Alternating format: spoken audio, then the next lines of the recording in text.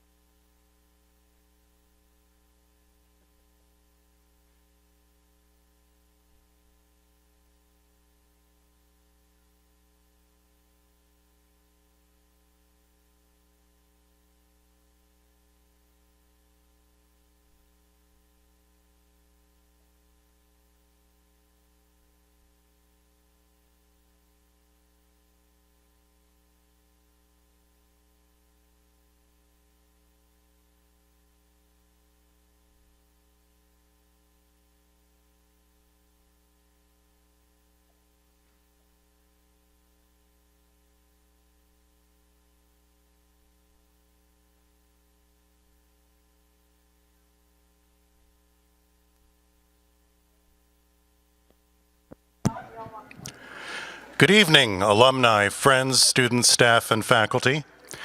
As a reminder, community members and visitors are encouraged to wear a mask in public indoor spaces at UMBC. We ask that you avoid crowding others and allow for physical distancing when possible. Our program will begin in just a moment, so we ask at this time that you please take your seats and silence your electronic devices. Please note the emergency exits located throughout the hall. As we begin this evening's program, we would like to share this important message about our campus. UMBC was established upon the land of the Piscataway and Susquehannock peoples. Over time, citizens of many more indigenous nations have come to reside in this region. We humbly offer our respect to all past, present, and future indigenous people connected to this place, acknowledging this land and the lands of each of our online attendees.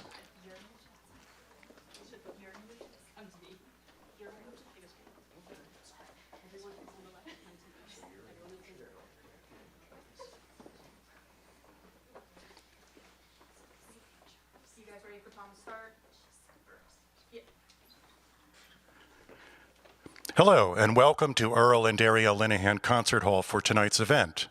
Please join me in a round of applause as our awardees and speakers take the stage.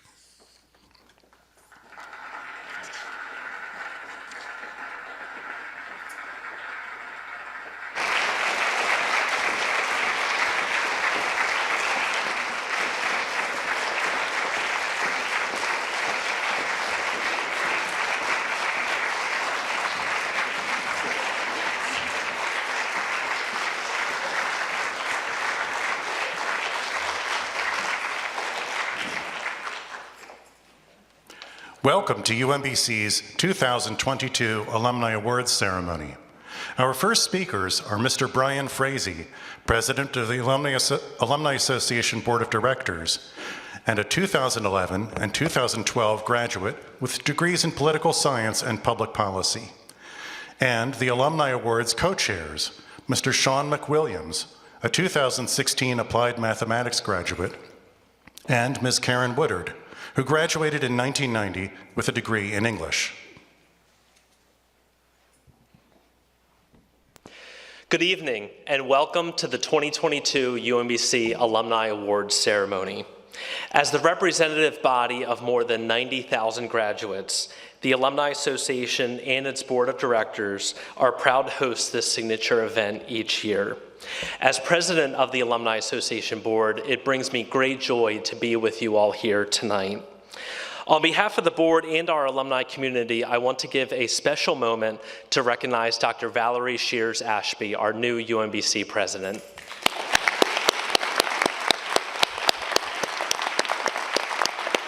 Dr. Shears Ashby, we hope you enjoyed this event, and we look forward to your reflections at the end. The awards bestowed tonight are presented by the UMBC Alumni Association in coordination with the Office of Institutional Advancement and with the support of the UMBC community. The nomination and selection process is a year-round endeavor led by the Board of Directors Alumni Awards Committee. Sean and Karen serve as the co-chairs for this year's committee, and I'd like to acknowledge their efforts in leading the committee throughout this year. Thank you both.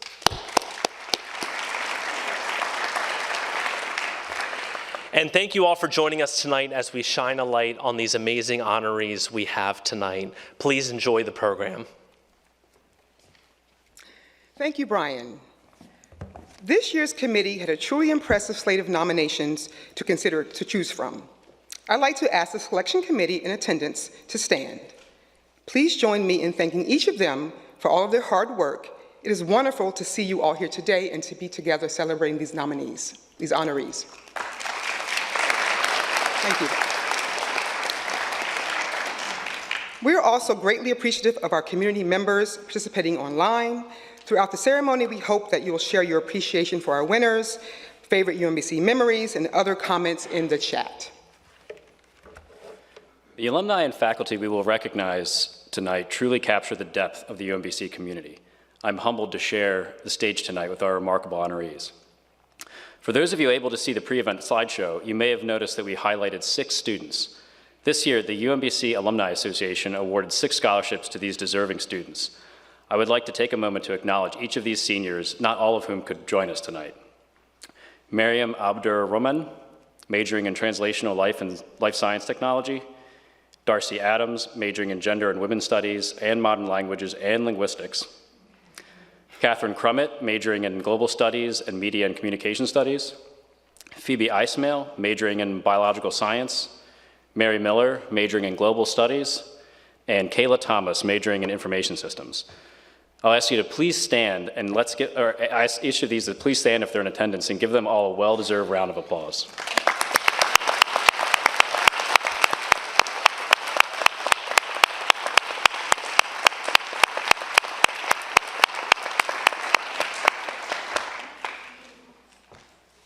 The Alumni Association Scholarship Committee, led by Monique Cephas, class of 1992, is responsible for the challenging task of selecting each year's recipients.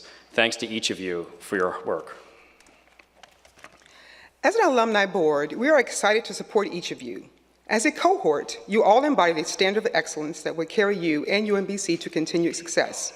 We are excited to cheer you on, and before long, I have a feeling we'll see you on this stage accepting your own Alumni Awards. Sponsorship of this evening's program benefits the Alumni Endowed Scholarship, which strives to make a meaningful difference in the lives of students by helping them achieve their dream of receiving a degree from UMBC. Over the years, the UMBC Alumni Association has provided scholarships to outstanding juniors and seniors, awarding more than $225,000 in scholarships over the past 15 years, and helping more than 130 students graduate.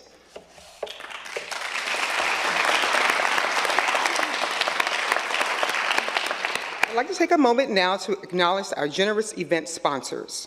We're happy to recognize at the Retriever Believer level, Kevin Yang, class of 2007, and Caitlin New, class of 2005.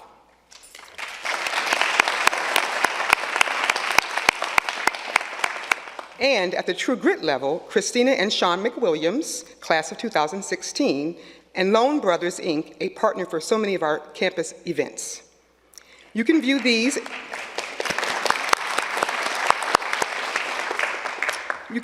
and additional sponsors in our program book. Please help me thank them one more time for their support of the Alumni Endowed Scholarship.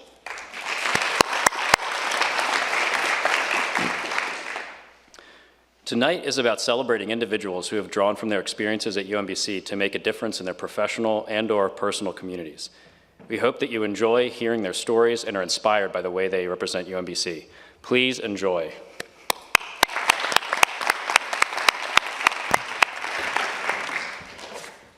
Please welcome Dr. Laura Ankowiak, Associate Professor and Director of the Sondheim Public Affairs Scholars Program, and Dr. Jason Lavilio, Associate Professor of Media and Communication Studies.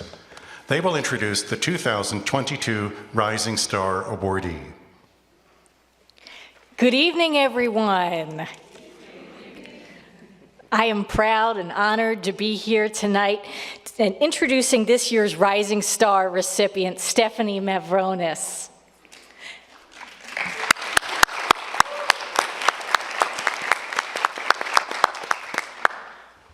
I have gotten to know Stephanie through her involvement in our Sondheim Scholar alumni community. She is a wonderful example of the kind of graduate that our program was designed to empower. She's a public servant and a policy wonk whose early career has featured collaborative, creative work on urgent social problems. There's only 2 microphones and 2 podiums up here. That's why there's only 2 of us celebrating, taking credit for Stephanie Mavronis. If there were more, then let's just say there's a lot of people who want to bum rush the stage to stand up here and say that they worked with Stephanie, and that's true. While she was here, she engaged with so many corners of the campus, and she brought dedication, hard work, honesty, brilliance, creativity to all of them. Media and Communication Studies, I'm happy to and lucky to say, was one of the majors that she chose, and she has just continued to be that kind of a campus citizen and alumni citizen, so we're really happy that she was part of that. Stephanie is a first-generation college student, born and raised in Dundalk. At UMBC, she jumped into campus life and leadership, seizing opportunities to grow and shape our culture.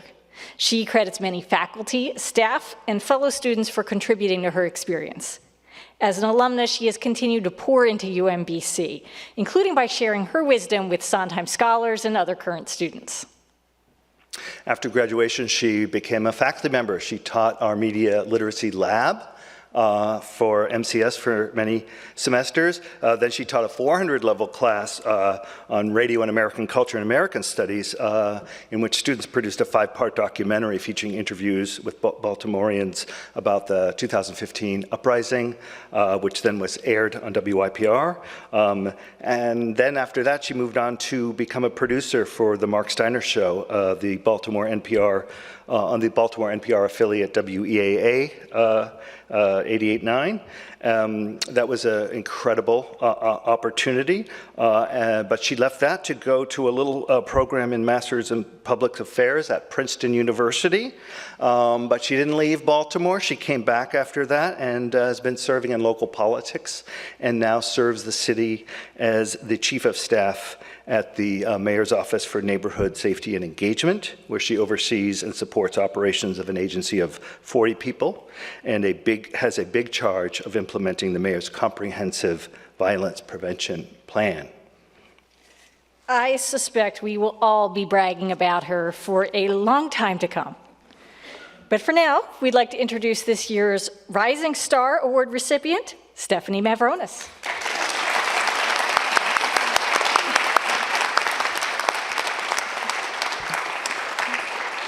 Thank you so much. I am honored to accept this year's Rising Star Award and to celebrate all of tonight's amazing awardees. To every professor, mentor, caring staff member, and classmate who encouraged me to reach higher and keep going, who inspired my curiosity, thank you. I also want to thank my support system, my family, my mom, Greta, my dad, Steve, my sister, Athena, my grandmother, Mary, my husband, Mark, my in-laws, Judy and Steve. Thank you for being here today.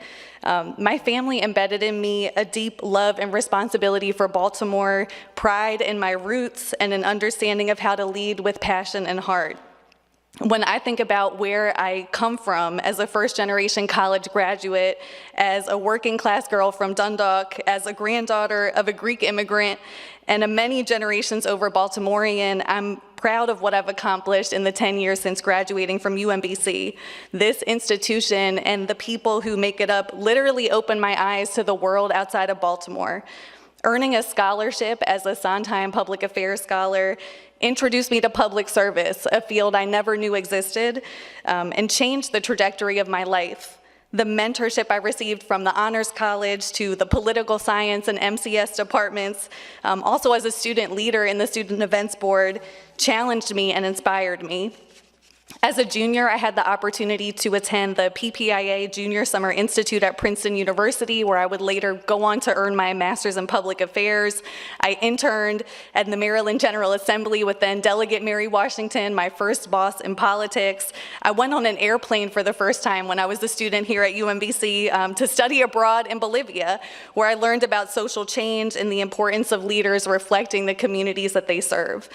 I also had the opportunity to fall in love with Baltimore in new ways, building relationships with thinkers, service providers, advocates, innovators, working to change the conditions that have produced inequality, poverty, and violence in our city. UMBC did more than accept students like me who brought idealism and lots of passion to campus.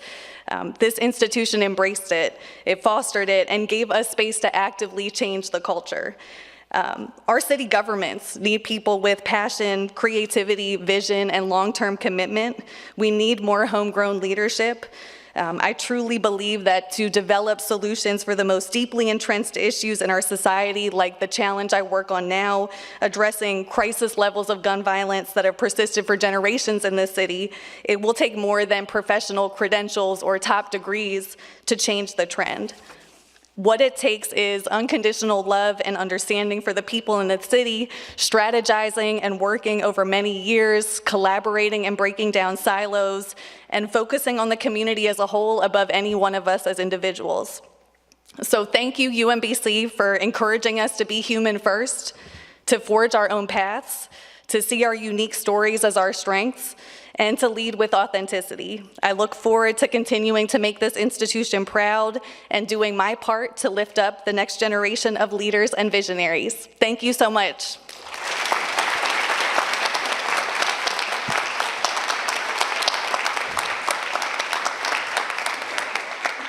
Please welcome Dr. Charles Nicholas, professor in the Department of Computer Science and Electrical Engineering, and affiliate professor with the Department of Information Systems and graduate program director for computer science.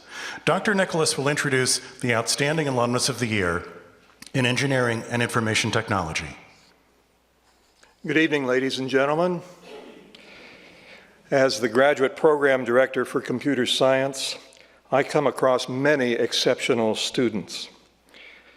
After working full-time for 7 years as a cyber operator and researcher, Josiah Dykstra decided to come back to school and pursue his PhD. When he began his PhD in 2010, there was almost no research on how crimes using computers might be tracked through the information stored on the computers themselves and in email accounts. Nowadays, we call that digital forensics. During his time at UMBC, Josiah was inspired and motivated and supported by the Cyber Defense Lab. Since graduation, Dr. Dykstra continues to advise and consult with the faculty and students in UMBC's Cyber Defense Lab. He regularly provides feedback about research in progress and enjoys giving lectures in computer science courses. Shortly after earning his PhD, Josiah received the Presidential Early Career Award for Scientists and Engineers, that's PCASE, for those of you who love acronyms, from former President Barack Obama. As the highest distinction bestowed by the U.S. government on young scientists and engineers, this was a recognition of Josiah's contributions from his research in graduate school and the impact of that research on the Department of Defense and the safety of this nation. Dr. Josiah Dykstra is now a technical fellow and a member of the Senior Executive Service in the Cybersecurity Collaboration Center at the National Security Agency. He advises leadership and employees on technical matters for integrated cybersecurity. He is also the owner of Designer Security LLC, a small business devoted to cybersecurity for private practice hearing healthcare clinics. He is working closely with government and industry partners on cloud security, pursuing his passion to understand the human elements of cybersecurity, from action bias in cyber incident response to the economics of information sharing.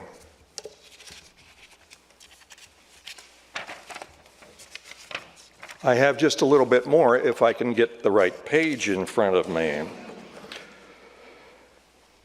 He is also making us proud to call him a graduate of UMBC. Please join me in recognizing Dr. Josiah Dykstra as this year's Outstanding Alumnus in Engineering and Information Technology.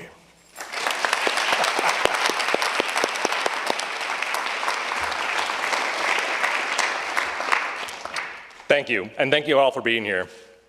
26 years ago, when I was still in high school, a group started giving an award on the internet called the Webby Awards for excellence on the internet. I am very unlikely to win this award. The UMBC award means a lot more to me anyway. But the Webby has one sort of quirk to it, which is you are expected to give a 5-word acceptance speech. I've already broken the rules. This is why I'll never win the Webby. But this is my chance maybe to practice. And so if I'm going to give you a 5-word acceptance speech, it is this: get yourself a password manager. I'd be happy to talk about that at the reception more.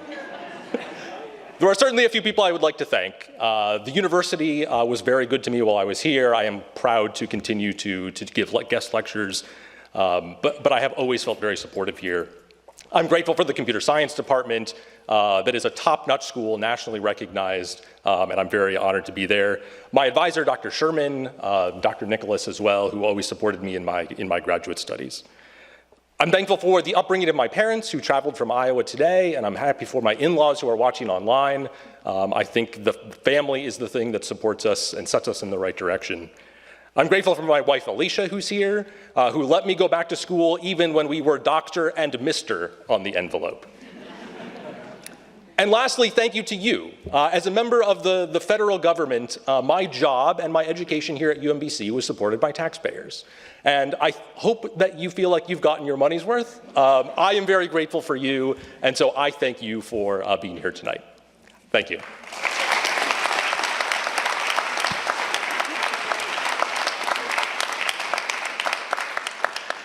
Please welcome Dr. Craig Saper, Director of the Language, Literacy, and Culture Doctoral Program.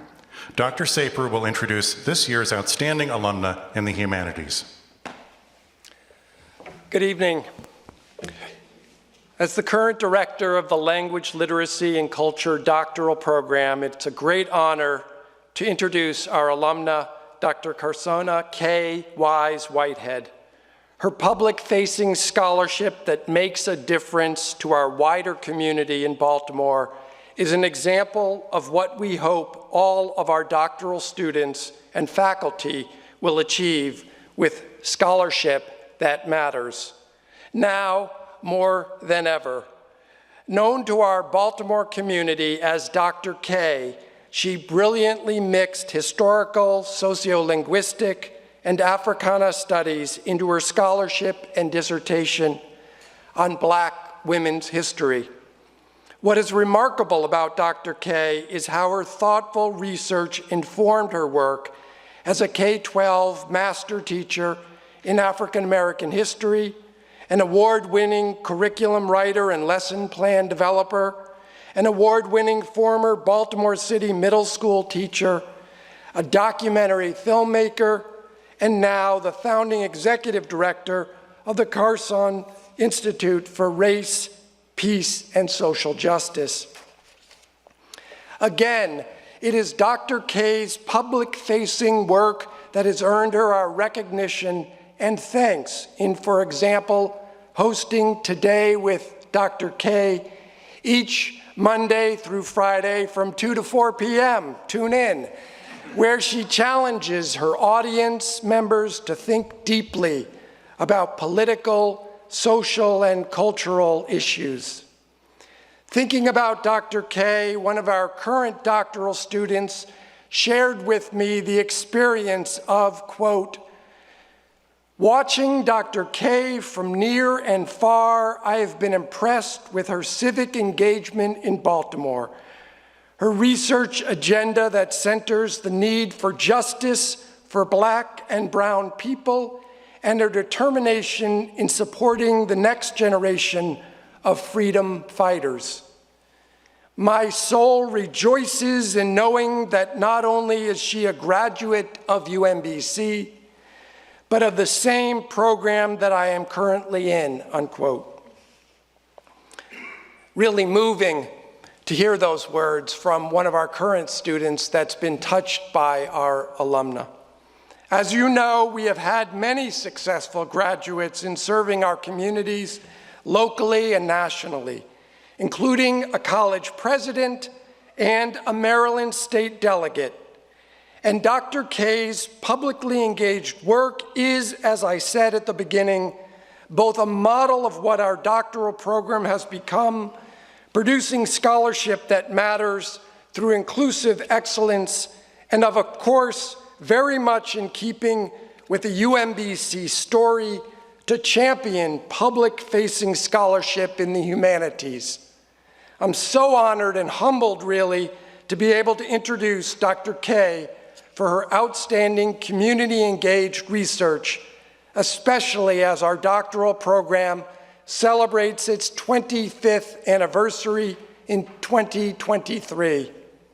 So please join me in enthusiastically welcoming educator, author, radio host, and #BlackMommyActivist, Dr. Kasona Wise Whitehead as UMBC's 2022 Outstanding Alumna in Humanities Award recipient. Thank you.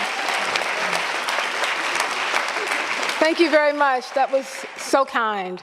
I really appreciate having an opportunity to stand before you. We moved to Baltimore City in 2006. Prior to that, we lived in New York. And my husband came to me one day and said, the Lord had placed upon his heart for us to move down to Baltimore City so that he can launch a feeding program for people who were temporarily experiencing homelessness. Now, I'm a supportive wife, so I said what any wife would say, go back and check because he hasn't spoken to me. So I want to make sure that the Lord said move from Harlem down to Baltimore City, and what am I going to do in Baltimore City? And so I became a school teacher when I moved down here after being a television producer, because I believe if we are going to save ourselves, we have to focus on saving the next generation.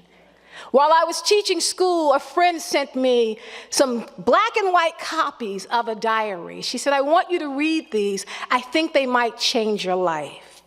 And so I would teach all day and come home and read these 19th century diaries at night. And when I got to 1864 in August, one line there changed my life really forever. I thought I was reading a diary written by a white woman in 1863, 1864, and 1865. But in August of 1864, Emily Frances Davis said, I went to a church and I was the only colored woman in the room. I had never heard her name. I woke my husband up thinking it was a miracle. So when I found something, I've got to go back and get my PhD. Where am I going to do this? I said, there's only one university I want to attend, because I knew the work of Freeman Hrabowski. I said, if I'm going to do a PhD in Baltimore City, I'm going to UMBC. I will only apply to UMBC. And Lord, if this is the door that you are going to open for me, then I will get into UMBC and be able to do that. When I walked on the campus as a doctoral student, I didn't know if I was in the right place. I hadn't been to school in a very long time. I was coming with my two sons who were then 5 and 6 years old, and I was walking around the campus feeling overwhelmed. And I knew when I had one experience that this was going to be holy ground for me. I saw a man walking on campus, big and bold and brash, speaking to everyone, rubbing the head of the greyhound, saying, you're going to be a genius, and you're going to be a genius, and you're special. How's your mom? I just spoke to her. He walked up to me, and he said, who are you? I said, well, sir, I was very nervous. I was like, I'm Kay Wise Whitehead. He said, speak up, let the world hear your voice. He said, who are these young gentlemen with you? And he looked down at my sons, and he said, when I was 13 years old, I knew I wanted to be a doctor. I'd never met a doctor before. I called myself Dr. Hrabowski and put it on my mirror every day, and I would say, good morning, Dr. Hrabowski. He said, and I said good morning every day until someone said good morning, Dr. Hrabowski, back to me. Now, that didn't change my life, but the next morning it did. I woke up very early and I heard my sons in the room going, good morning, Dr. Whitehead, Amtrak's calling you. Good morning, Dr. Whitehead, they need you at the White House. And I go into the room, I'm saying, I understand why the White House is calling. Why is Amtrak calling you? He said, Mommy, I'm going to be an engineer. And so Amtrak needs me. They were 6 and 7 years old. I used to bring them onto campus with me. When I told my husband I wanted to go back and get my PhD, he said, how long is it going to take? I said, I don't know, maybe 3 years, I guess. I should be in and out. 3 years later, I was walking across that stage, and Dr. Hrabowski, when I graduated, said something to me. When I talk about experiences, about knowing where you are supposed to be, he said 2 things to me that day. One, he said, we're going to call out the names of students, and we're going to talk about them. He said, Dr. Whitehead, where are you? Stand up, Dr. Whitehead. And I stood up. He said, she came to us as a teacher. She's been here. She's brilliant. She has a 4.0. She is on her way to the tenure track at Loyola. Dr. Whitehead, we are so proud of you. Go out and make UMBC proud. I looked over to my right, and sitting with my husband and my family were my sons, and they were standing up too. And I asked them later, I said, Kofi and Amir, When Mommy stood up, why did you stand up too? And they said, when you were in school, Mommy, you said that when you graduate, we all graduate. So when they said your name, we stood up too. And I said then, and my husband agrees with me, and we said, the day comes when you graduate, when they call your name, and they say, Kofi Whitehead, come up to the stage. When they say Amir Whitehead, you look to your left, because Mommy and Daddy will be standing up with you, because when you graduate, we all graduate. I thank my mother and my father for being the shoulders that I stand on. I thank my in-laws who are no longer with us for being the wind that's at my back. I thank my sons, Kofi and Amir, who I know are standing up with me. One is a senior down at Rhodes College in Memphis, Tennessee, an English major who's been inducted into the English Honor Society. My youngest son is a fencer, a sophomore at Lafayette College. He is actually on his way training for the Olympics as a D1 fencer. I also thank the person who for me is the other side of my heartbeat, the person who God carved out for me. That when I was born years ago, the Lord said, I know who you're going to need. I already have him and I've prepared him for you. He said, you will find him and he will find you. And when you connect, genius and magic and brilliance and black love will happen. I thank my husband who's here with me. I love you with my heart. Thank you so much.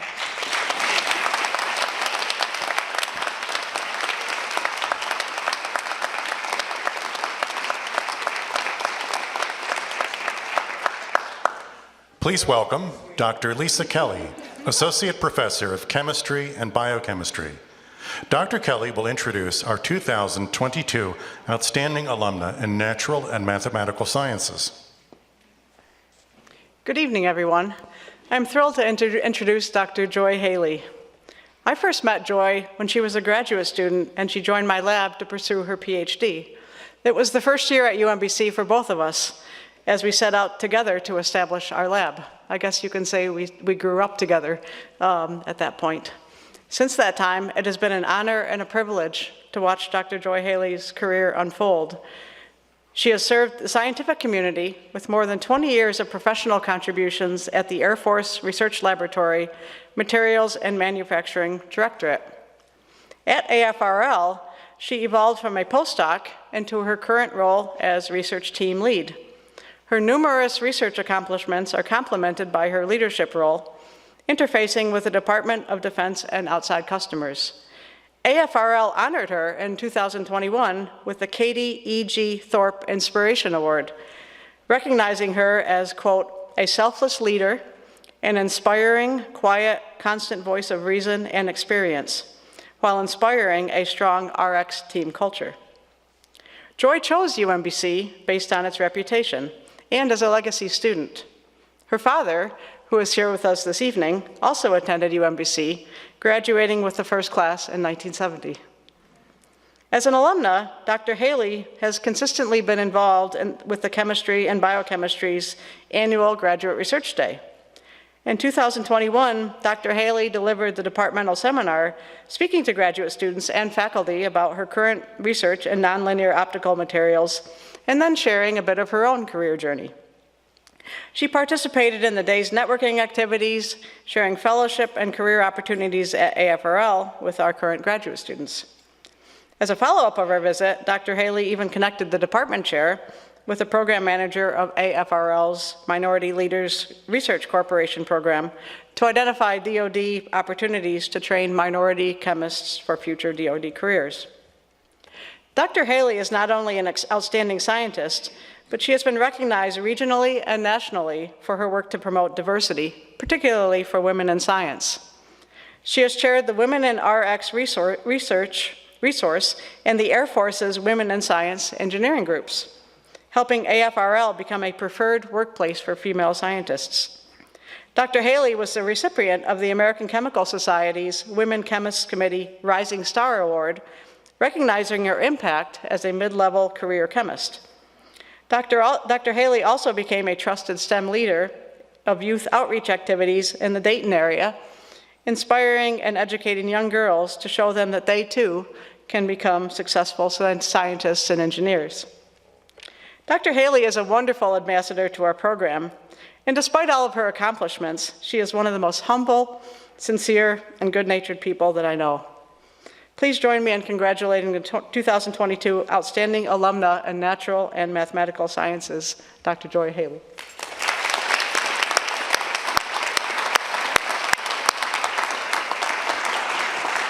Thank you, everyone, for being here tonight, and thank you for this award. I would first like to thank UMBC, as well as the Alumni Association, for presenting me with this award. It's very unexpected, and I feel very humbled by it. I'd also like to take this time to thank Dr. Lisa Kelly, my PhD advisor, as well as the chemistry department for putting me in for this nomination for this award. I know that these things take a lot of time, and I really do appreciate it. I'd like to thank my family that's here. My husband was unable to come tonight. I see my family in the audience there. As mentioned, my father is a 1970 graduate of UMBC. He's here tonight. And I'd like to thank my friends that were able to make it. As I think back about my time at UMBC, I think it really provided me a foundation for who I am today. It put me on the right career path to be successful at the Air Force Research Lab.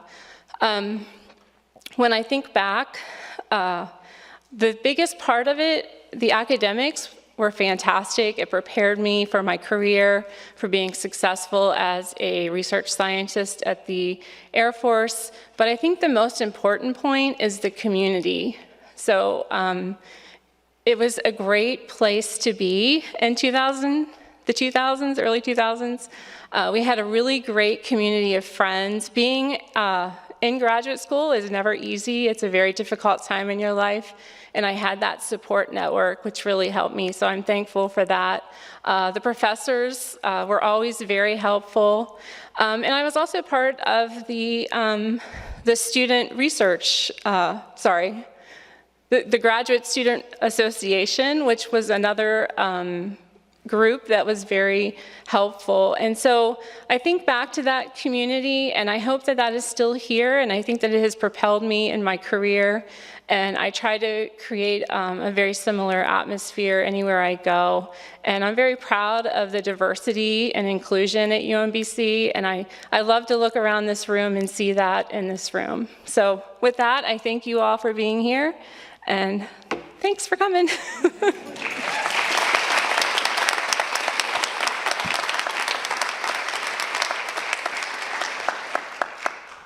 Please welcome Dr. Nancy Miller, Director and Professor of Public Policy.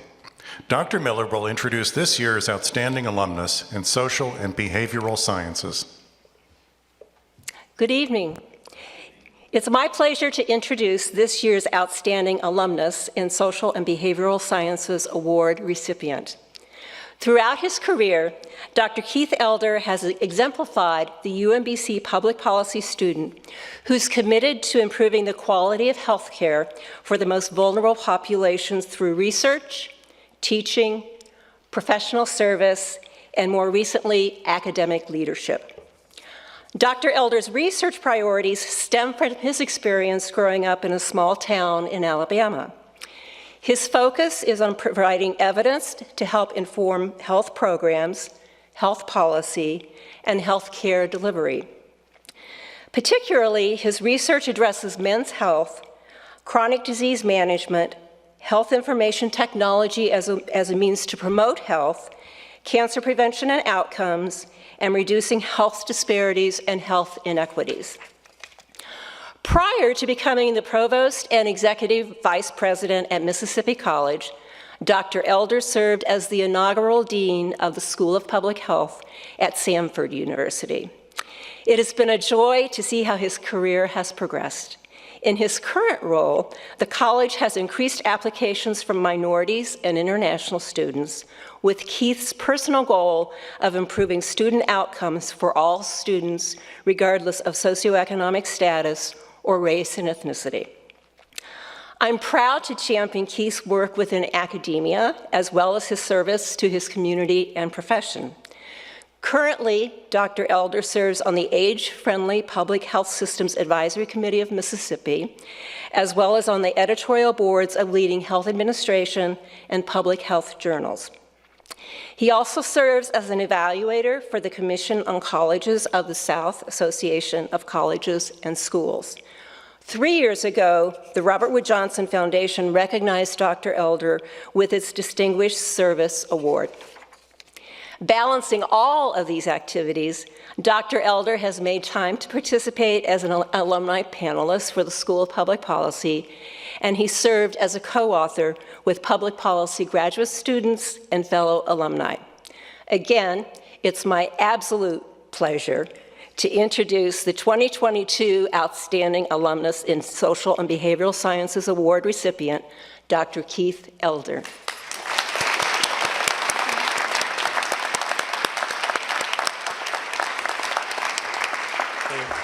Good evening. It's such a pleasure to be here and to receive this honor.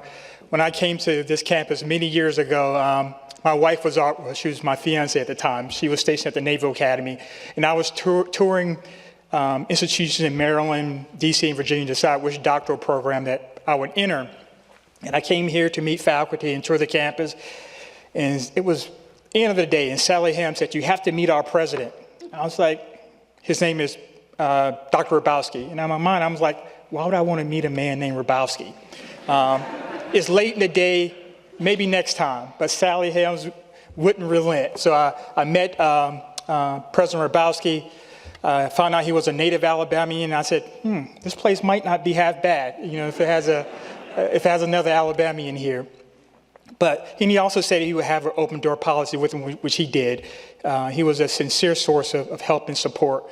But that kind of help and support that he demonstrated was demonstrated on a daily basis by faculty in the Department of Policy Sciences at the time.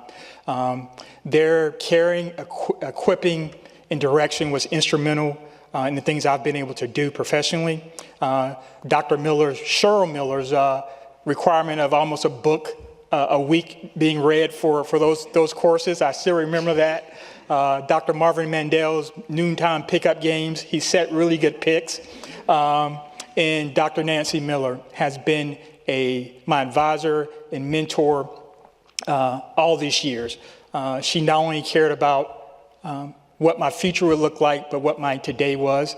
I remember she came to me in my second year in the fall and said, Keith, I think I found a grant that's really, really good for you. But the key is, or challenge is, it's due in 2 weeks.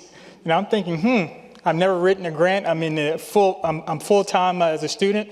Where am I going to find this time? But she said, I believe we can do it. And it was the we part of that. She is truly invested in all that I've done.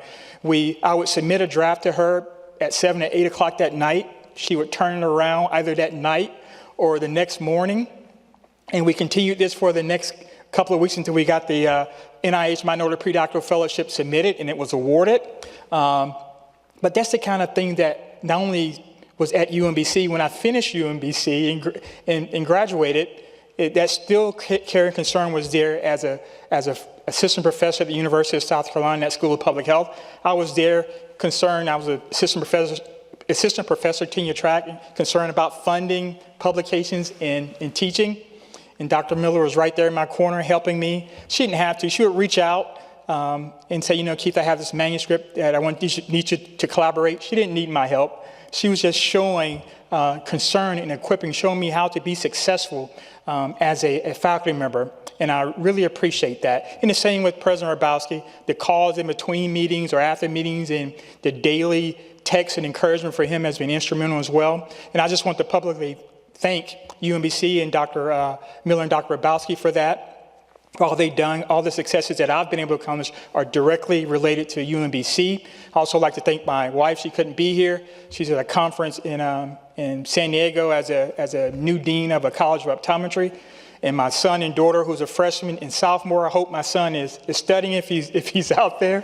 And I would also like to thank my mother, who died about a year ago. She's done what single mothers have done all their lives, make things work. And I would really like to thank her for that. So thank you again.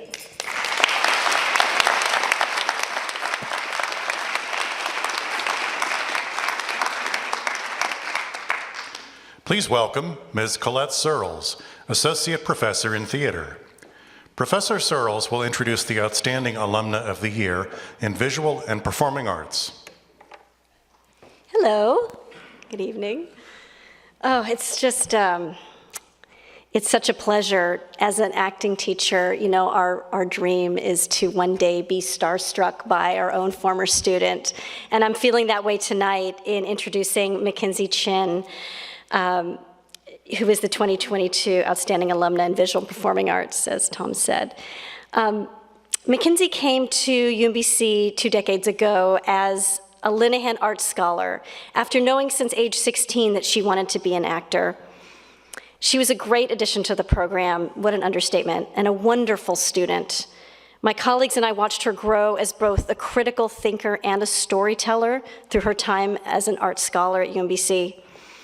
I had the pleasure of teaching Mackenzie in a freshman acting class pretty much exactly 20 years ago, right over here in the Fine Arts Building, room 318, where she also rehearsed many of the roles that she performed at UMBC were many and versatile. She was often the lead. And such a great model for work ethic, I remember, and such a shining talent in whatever role she played, whether it was comic or much more serious, whether it was classical or contemporary. It was always just excellence on stage every time. Mackenzie went on to get her MFA at DePaul University and has since created a rich life as an artist in Chicago, supporting other artists through the work that she produces, writes, and also often performs in theater, film that she self-creates. My colleague, Professor Susan McCulley, who regrets she can't be here tonight, wanted to say that seeing Mackenzie's craft progress over the past 15 years has been itself a gift. She's still an actor, but now also an award-winning writer, inspirational filmmaker, and talented performing and published poet. Her work is so beautiful and so powerful and inspirational to us. We often show it to our own students to say, look at what you could do. So speaking on behalf of all my colleagues, the former professors who've worked with Mackenzie and her classmates who I know found her so inspirational, enjoyed working with her, I could stand here all night listing Mackenzie's recent accomplishments on their behalf, as I know they all share in my congratulations of the life she's lived as an artist and continues to. She is the inaugural recipient of the NCB Universal Filmmaker Grant from the Gina Davis Bentonville Film Festival, one of 8 2021 Sundance Screenwriters and Directors Lab Fellows for her current project. She's nominated for a Pushcart Prize, and mostly, we're excited to share that her work often explores the deeply personal ways in which America's social structures impact those who experience marginalization based on their identities. She's a committed educator working to support, empower, and amplify the next generation of American artists, especially young women and young Black and brown artists, to take charge of their own narratives. We deeply appreciate that she still shares herself with us at UMBC, and it is my great pleasure to introduce the 2022 Outstanding Alumna in Visual and Performing Arts, Mackenzie Chin.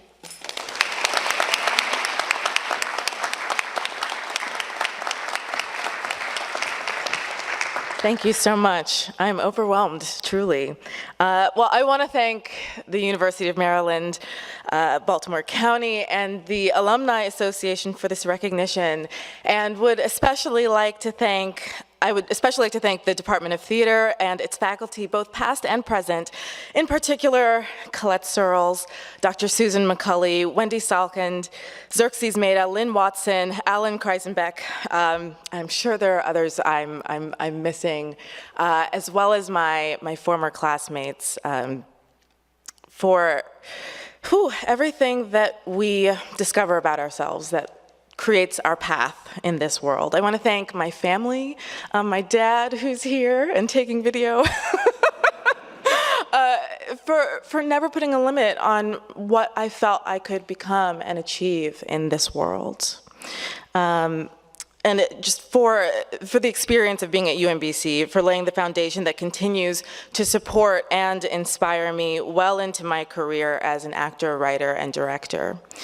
In my work, inspiration and imagination Inspiration and imagination are two of the most important tools I have at my disposal. It's my job to look deeply at the world and the people that surround me, to look beneath the surface and to try to understand the truth at the core of our relationships, our interactions, our lives, our being. It's my job to imagine exciting and honest ways to convey those truths to audiences who seek it, along with a few moments of relief from the grind of daily life, and to inspire those audiences beyond what they currently perceive. This is slow and sensitive work. This is heart work. It's not always lucrative. And I would argue that this should be the work each one of us, I would argue that this should be the work of each one of us gathered here tonight.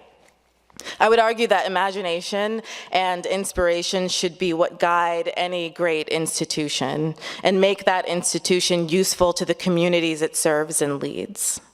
And yet, imagination is often sidelined in the name of habit and expediency, inspiration waylaid by adherence to the status quo and the need to just get by. I hope everyone in this space hears me when I tell you that right now, in this moment that we're in, the stakes are just too high for that. As a society, we have imagined a great many of the systems that are right now perpetuating the suffering of individuals and peoples the world over and have brought us to the brink of calamity on both small and global scales. We imagined capitalism. We imagined policing based on racist ideologies. We imagined borders, guns, for-profit health care. It is up to us, starting right this second, to imagine the remedies and to inspire those around us toward them. Right now, I just started reading All About Love by Bell Hooks, and she says that anything people can imagine, they can usually create. I know this to be true because my work depends on it to be true. It is up to us now to do the brave, vulnerable, and often difficult work of imagining. Our lives depend on it. Our children's lives depend on it. And the world of which each of us are stewards depends on it. Thank you so much.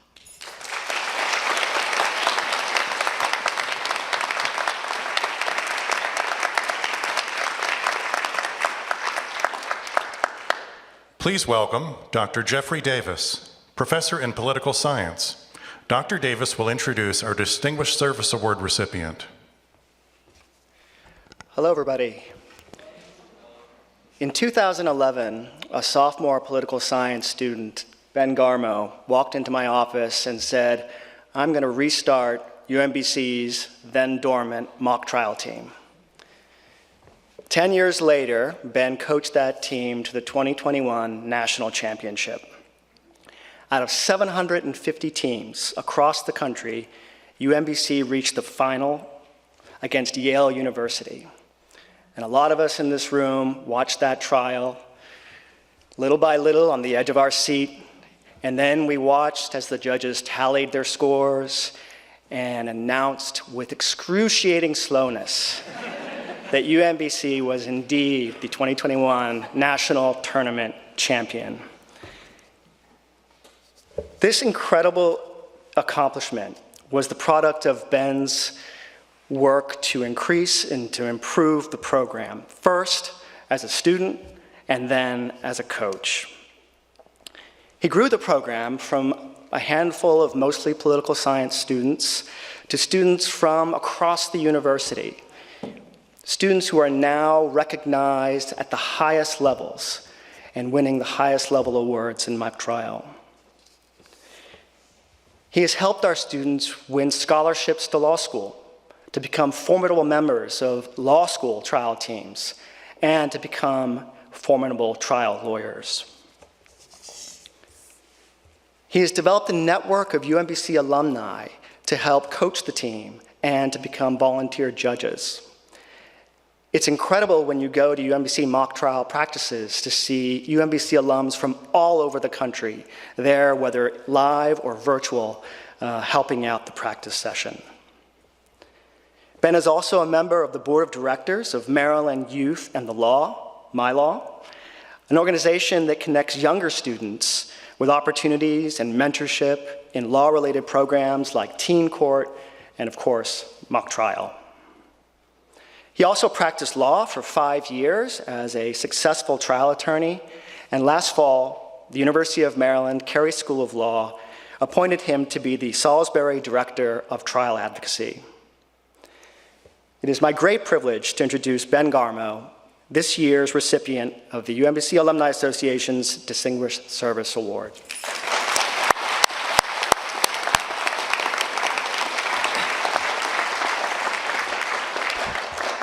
Thank you, Dr. Davis. Would now be a good time to tell you that I used to wait in the hallway and pretend that we ran into each other so I could get mock trial advice that first year. If so, it's true. Hi, everyone. It is such a blessing to be here tonight. I am just so fortunate to be standing here tonight at UMBC. And when I was thinking about what I wanted to say, I came to one conclusion, and that was I had to put into practice what I have the great fortune to do every day. So for the next couple of minutes, I'm going to make 3 points, because that's the only way that I know how to do this. I want to talk about 3 things. I want to talk about why UMBC is so excellent, is so wonderful. I want to talk about where we're going from here, and then I want to talk about the value of public education and what it means. So UMBC.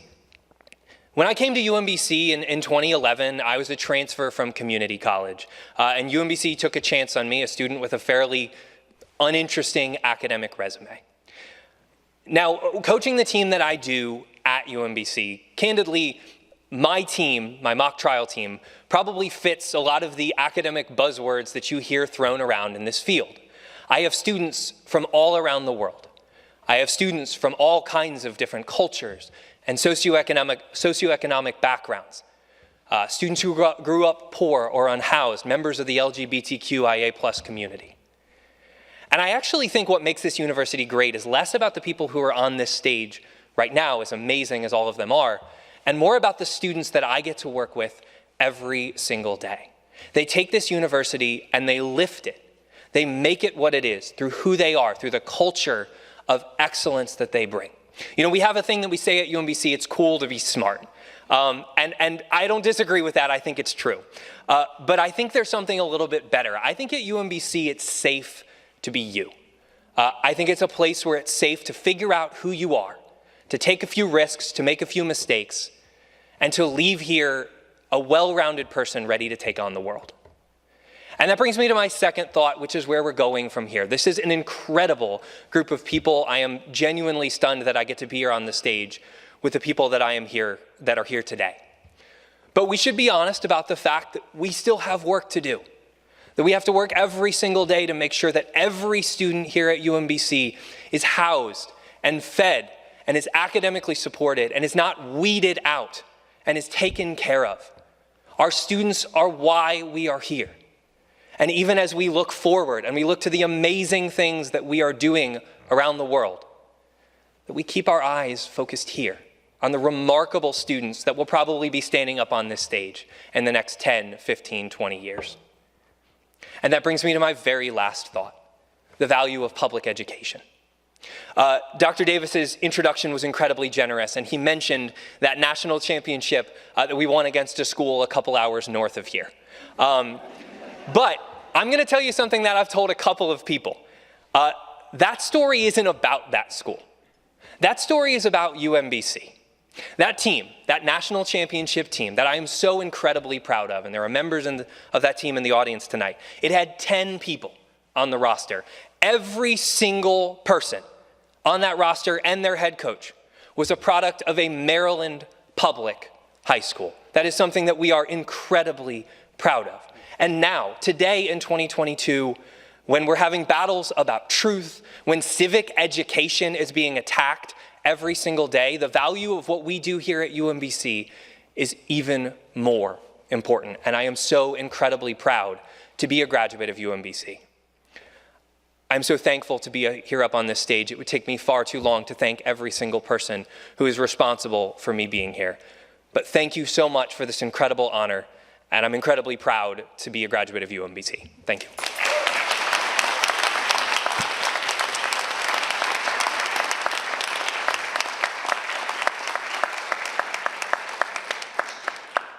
Please welcome alumna Kelly Robier from the class of 2015, who will introduce this year's Outstanding Faculty Award recipient. My name is Kelly Robier, and it's my honor to present this year's Outstanding Faculty Award. This award is given to a faculty member whose extraordinary teaching motivates students, provokes them, and has a lasting influence on their lives. I can attest that Dr. Carolyn Forestier truly embodies these ideals. Dr. Forestier teaches comparative politics and research methods in political science.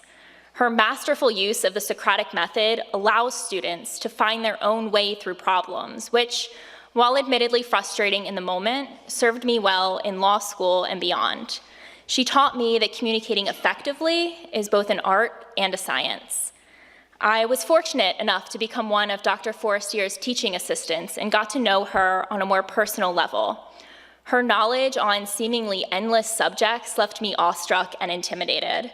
However, within moments of meeting her, it is impossible not to find Dr. Forestier engaging, enthusiastic about her course material, quick-witted, and eminently fair. I count myself lucky to have been one of her students. But her dedication doesn't stop at the doors of the Public Policy Building. She has showcased art from UMBC students and alumni in her home, and she chaired the Center for Art, Design, and Visual Culture Director Search Committee. Dr. Forestier is one of those rare mentors who, if you are privileged enough to know, will do everything in her power to elevate those around her, especially young people. And so with that, it is my distinct honor to welcome to the podium the recipient of the 2022 Outstanding Faculty Alumni Award, Dr. Carolyn Forestier.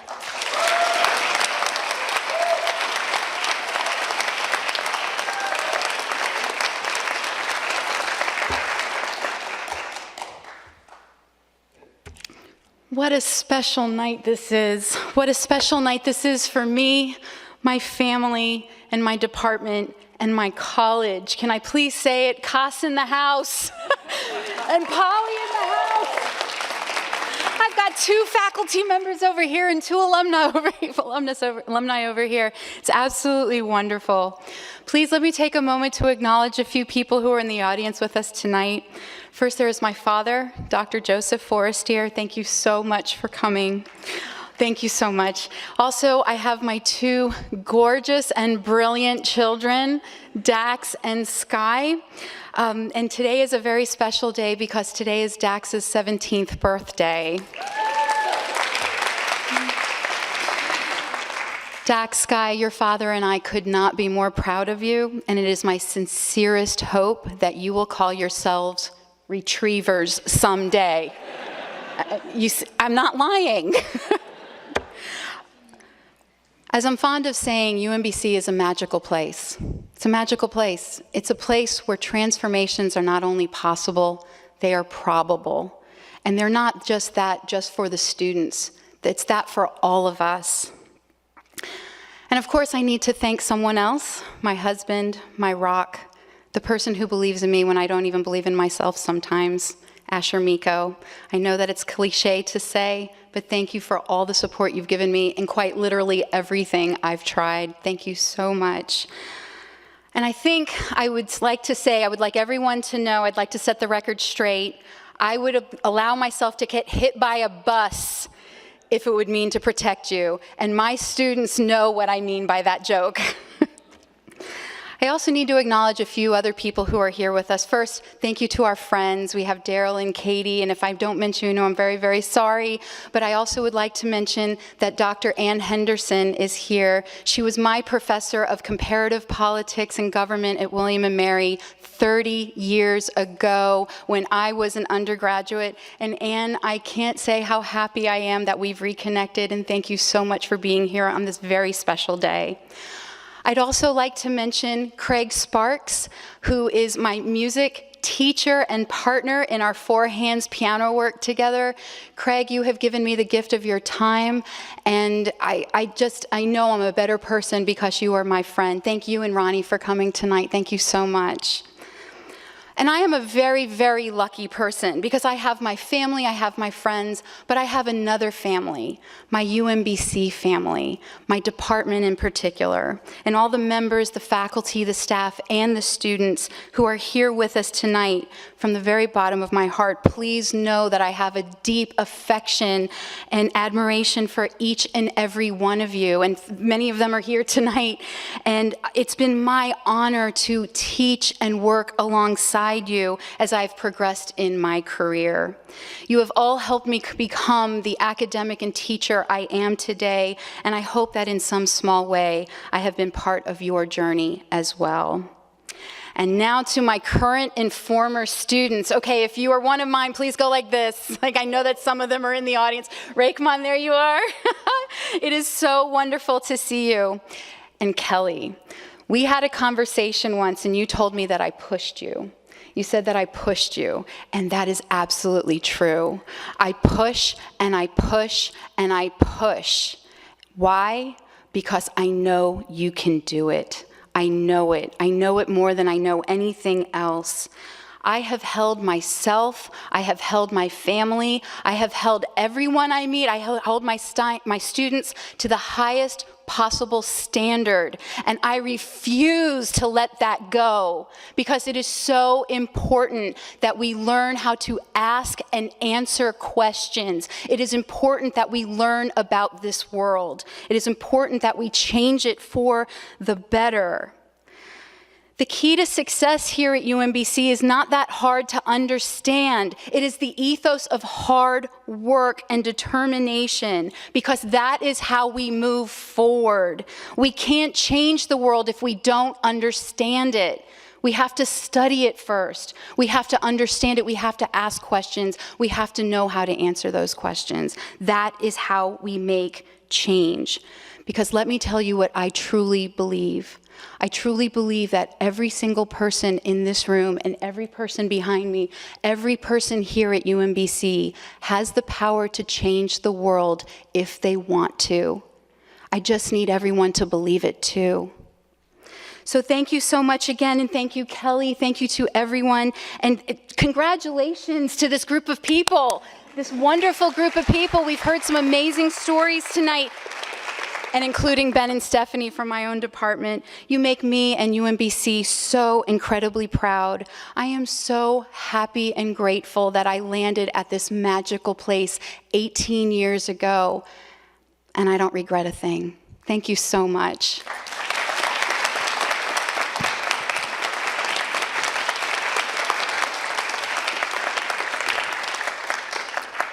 And now, UMBC President Valerie Shears Ashby will offer her final reflections and closing remarks.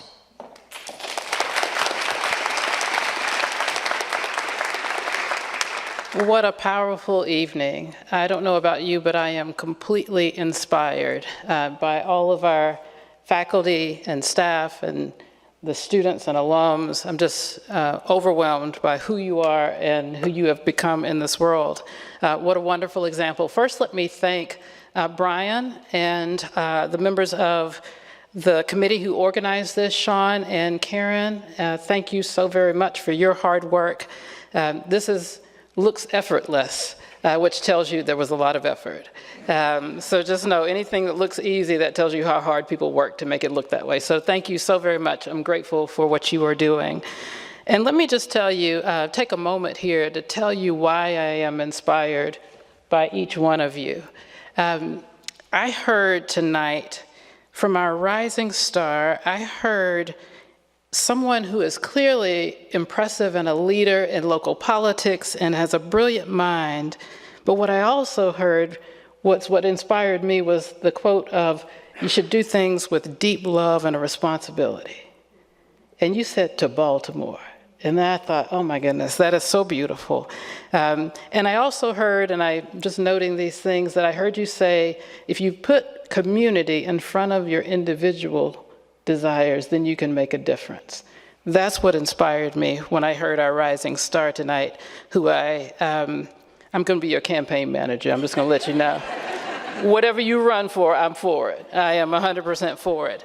And then I heard our outstanding engineer say, first of all, let me just, as a scientist, as a chemist, let me just say I'm in awe of your PCASE award. For those of you who don't know, it's as good as it gets. It's as good as it gets nationally. And so I'm in awe of that PCASE award. What I'd like to also tell you is you saw the brilliant cybersecurity mind at work. What you may not appreciate is in order to get a PCASE award, you also have to be a fantastic teacher and also be of service and a great mentor. It's that combination that gets you to the PCASE level. And so that's what was inspiring to me. And I was also inspired by your quote, get yourself a password manager. I'm very clear that I will need that. But in all seriousness, I so am honored by your presence and appreciate that as wonderful as you are of a scientist, you're also a great teacher and mentor, and that has been acknowledged nationally. And then I think about my outstanding humanist over here. And the words that come to mind for me are just empowering and inspiring. And what I took away from your story is that every moment is a moment to encourage and empower someone, and it only takes just a few words to change an individual's life, and all of us can do that. And then I go to my outstanding natural and mathematical sciences recipient. Wow, I so know, first of all, the nonlinear optical materials, I need to read your papers. This is very close to the material science work that I do in my own life, so I was raving about admiring your nonlinear optical materials work. But what I also saw, often when you see a brilliant scientist like that, you see an ego that is so huge. But what you saw was humility and sincerity and a very kind individual, and that inspired me. And then I go to my social and behavioral scientist. And I am so inspired. First of all, I'm not a native Alabamian, but I'm a native, I love that word, Alabamian. I'm a native North Carolinian, but I will tell you that I loved your quote, and it tells us what we should be doing here at UMBC every day. Care about our students' futures, but don't forget to care about their today. Oh my gosh, I thought, okay, now I have a mission when I go back to my office. How are you doing today? And what's our responsibility to that? And then my visual and performing artist, I wrote down so many beautiful words that I heard. Inspiration and imagination. I'm just going to tell you, if that's the title of our next strategic plan, I'm just going to copyright it and put it on there. But I also heard that this is a serious moment to discover the truth, to convey the truth, to be brave and vulnerable, and each of us has work to do. That was a charge.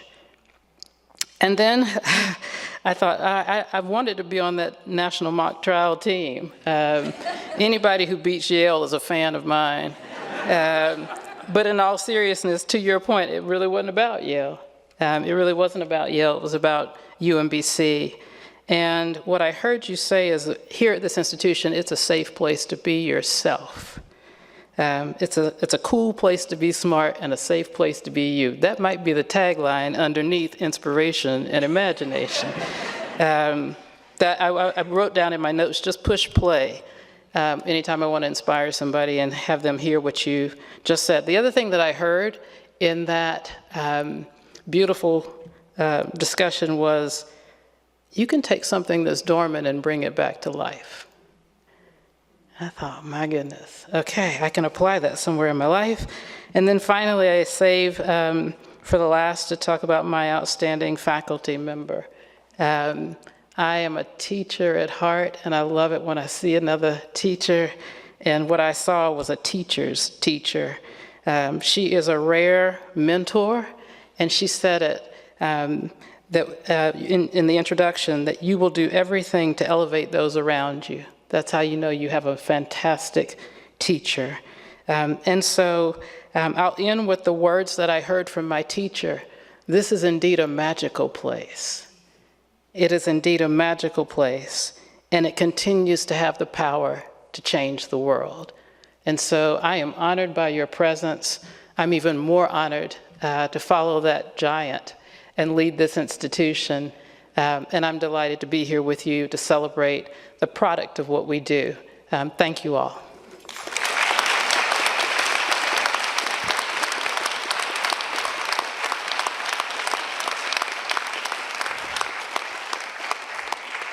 Thank you again for joining this evening's event. For those online, thank you for viewing. For those in person, please join us on the terrace for a reception to celebrate tonight's honorees. Thank you.